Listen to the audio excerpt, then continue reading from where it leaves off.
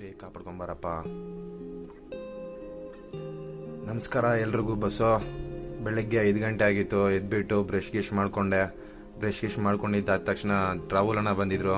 ರಾಹುಲ್ ಅಣ್ಣ ಮತ್ತೆ ಜೊತೆ ನಾನು ಜಿಮ್ಗೆ ಹೋಗ್ಬಿಟ್ಟು ಇವತ್ತು ಸ್ವಲ್ಪ ಬೆಳಗ್ಗೆ ಹಂಗೆ ವರ್ಕೌಟ್ ಮಾಡ್ಕೊಂಡ್ವಿ. ಲ್ಯಾಟ್ಸು, ಬ್ಯಾಕ್ ವರ್ಕೌಟು.